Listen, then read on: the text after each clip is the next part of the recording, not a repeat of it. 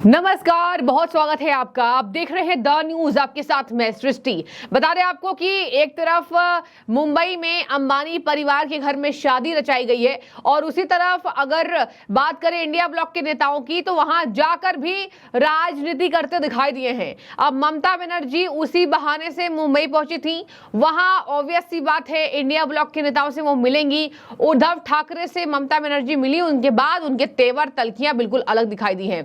बड़ी खबर इस वक्त की, ममता बनर्जी ने दावा किया है केंद्र की मोदी सरकार आने वाले कुछ महीनों के भीतर गिर जाएगी। और ये बड़ी खबर सामने आ रही है। ममता बनर्जी ने एक बार फिर से मोदी सरकार पर निशाना साधा है। एक मौका नहीं छोड़ती हैं और वैसे भी मौकाए दस्तूर था अंबानी के बेटे की शादी के लिए। और बता दें आपको, यहाँ पर अनंत अंबानी की वेडिंग में ममता पहुंची थी, अखिलेश यादव भी गए थे और नरेंद्र मोदी के स्वागत में वहां बड़े बड़े पोस्टर्स भी लगते दिखाई दिए थे। अब इन सब से ममता बनर्जी की बौखलाहट बढ़ी हुई नजर आई थी और इसी के मद्देनजर उन्होंने उद्धव ठाकरे से मुलाकात की थी। उद्धव और शरद तो वहीं रहते हैं, बाकी नेताओं का तांता अलग अलग शहरों से लगा हुआ था मुंबई में अनंत अंबानी की शादी में। और ममता बनर्जी ने कहा है ये सरकार स्थिर नहीं है, ये सरकार अस्थिर है और ये सरकार आने वाले समय में गिर जाएगी। ममता बनर्जी के बयान को लालू से जोड़कर देखा जा रहा है। दर्शकों, पश्चिम बंगाल की मुख्यमंत्री ममता बनर्जी हमेशा ही केंद्र पर बौखलाई हुई रहती हैं और कारण केवल एक है, पश्चिम बंगाल में बीजेपी अपनी हार के बाद भी लगातार मेहनत कर रही है। हालांकि इस बार लोकसभा चुनाव में गजब शिकस्त हुई बीजेपी की। पिछले बार तो चलिए 18 सीटें आ गई थी, इस बार तो बीजेपी 12 में ही सिमट गई। बहुत खराब प्रदर्शन रहा और उसके बाद खूब हंगामा हुआ। कैसे बीजेपी नेताओं को शेल्टर लेना पड़ा, कैसे वहां पर राज्यपाल सीवी आनंद बोस को प्रताड़ित किया गया, उन पर मोलेस्टेशन के चार्ज लगाए गए, उन पर अन्य तरीके से उनको बाधा पहुंचाने की कोशिश की गई। उसके बाद उन्होंने कहा था कि मेरे यहाँ पर परिसर को खाली कर दे, ममता की पुलिस के साथ मैं सिक्योर फील नहीं कर रहा हूँ। ये तमाम बातें हुई थी, लेकिन उसके बावजूद भी बीजेपी वहां लगी हुई है। आप देख लीजिए ना, सुकांत मजूमदार को आज बड़ी जगह मिल गई है सरकार में और यही वजह है कि ममता बनर्जी बौखलाई हुई दिखाई देती हैं।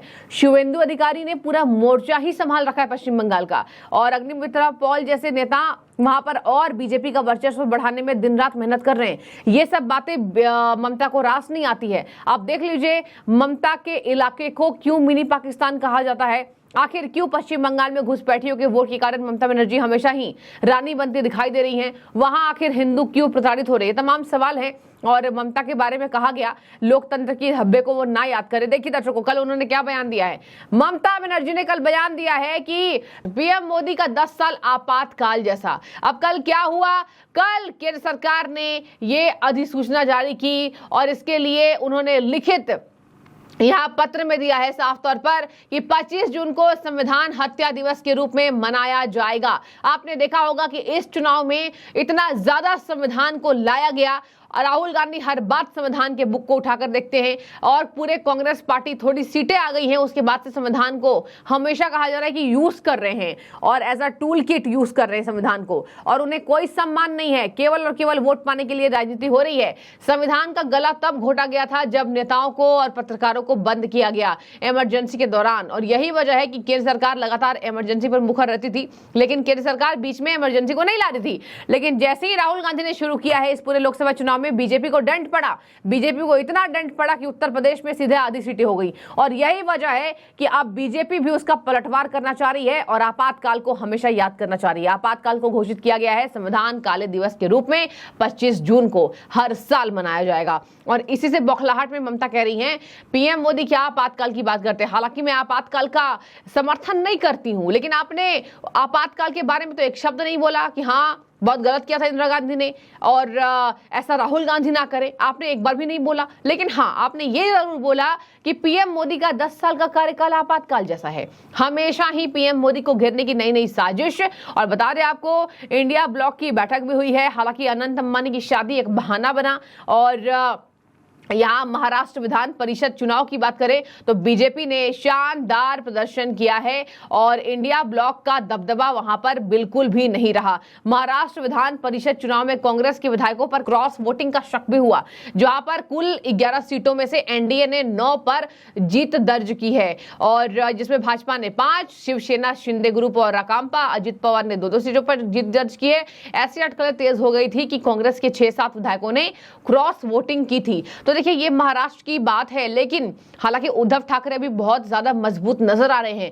उद्धव ठाकरे ने साफ कह दिया कोई बीजेपी से कोई दोस्ती नहीं, वहां भी कभी पलट कर नहीं देखूंगा। बीच में खबरें आ रही थी उद्धव ठाकरे शामिल हो सकते हैं, लेकिन उद्धव ठाकरे का शामिल होना बहुत मुश्किल है, नामुमकिन है। और बातचीत करें तो वहां महाराष्ट्र में यहाँ महायुति गठबंधन यहाँ पूरी व्यवस्था बना चुकी है, कैसे, और बता भी चुकी है कि विधायकों को कैसे, हमने बात की विधायकों से और वो तैयार है इधर आने के लिए। उद्धव ठाकरे के कई ऐसे विधायक हैं जो बीजेपी के संपर्क में थे, हालांकि इसकी पुष्टि नहीं हुई थी, नाम क्या है, तमाम कौन से नेता हैं, कितने एक्सपीरियंस वाले होल्डर्स हैं, और इसी तरीके से बार बार महाराष्ट्र में बड़ा खेल होने का अंदेशा बीजेपी भी दे रही थी। आपको एक बात और बता दूं, बीते दिन ममता बनर्जी ने, पश्चिम बंगाल की सीएम ने ये तंज कसा है कि खेला शुरू हो गया है। हम डिस्क्लोज नहीं करेंगे, लेकिन महाराष्ट्र में, मतलब ममता के अकॉर्डिंग महाराष्ट्र में बीजेपी के नेता, एनडीए के नेता यहां इनके संपर्क में है। किसके संपर्क में? इंडिया ब्लॉक के, उद्धव ठाकरे ग्रुप के संपर्क में, कांग्रेस के संपर्क में।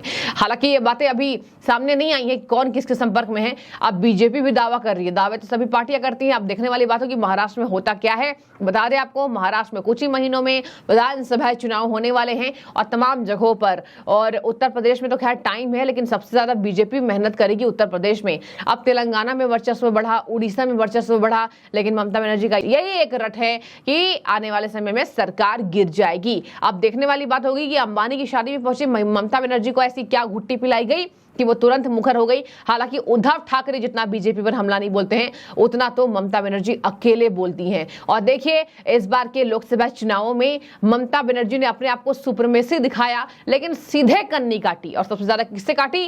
कांग्रेस पार्टी और राहुल गांधी से। और अभी भी जब स्पीकर का चुनाव होने वाला था, तब भी ममता बनर्जी को गुस्सा आया था कि कांग्रेस ने एक बार भी उनकी राय नहीं ली थी, उम्मीदवार कौन होगा और हम किसको उम्मीदवार अपने तरीके से खड़े करेंगे। हालांकि सब चुनाव हो चुके हैं और सरकार चल रही है, सरकार एनडीए की है। हालांकि मोदी सरकार नहीं है, एनडीए की सरकार है, लेकिन नेतृत्व प्रधानमंत्री नरेंद्र मोदी ही कर रहे हैं।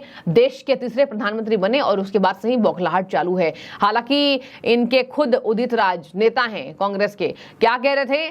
कांग्रेस और सीटें जीत सकती थी, लेकिन ये बातें अच्छी नहीं रही कि कांग्रेस के अंदर उतनी मेहनत नहीं हुई। तो खुद पार्टी के दर्द छलक रहे हैं नेताओं के बोल से। और अब इधर ममता बनर्जी के बोल बिल्कुल अलग, कह रहे हैं कि यहां पर बीजेपी सरकार नहीं चलेगी, एनडीए सरकार गिर जाएगी और पीएम मोदी के 10 साल का कार्यकाल आपातकाल जैसा था। पीएम मोदी की सरकार अस्थिर है, आने वाले विधानसभा चुनाव के पहले ही पीएम मोदी की सरकार गिर जाएगी और एनडीए सरकार गिर जाएगी। अब देखने वाली बात होगी। ममता बनर्जी खैर हमेशा ही इन बातों को लेकर मुखर रहती है, लेकिन हम कभी भी ना संदेश खाली का जिक्र करती हैं, ना पश्चिम बंगाल में महिलाओं के साथ हो रहे अत्याचार का जिक्र करती हैं। ये पूरी खबर थी और आपकी अपनी राय जरूर रखिएगा कि क्या आपको ममता बनर्जी के बातों से आप समर्थन में हैं, या फिर आप ये सोचते हैं कि ममता बनर्जी का यही काम है आने वाले, जैसे लालू ने कहा था ना कि सरकार गिर जाएगी। लालू के लिए क्या कहा था चिराग पासवान ने? कहा था कि अभी 6 महीने, 6 साल, 5 साल यही बोलेंगे, और देखिए यही हो रहा है। अब ममता बनर्जी को भी क्या आप समझ रहे हैं कि ममता बनर्जी भी अब तक, जब तक सरकार चलेगी, यही घिसी पिटी बयान देती रहेंगी? जरूर हमें बताइएगा। शुक्रिया आपका।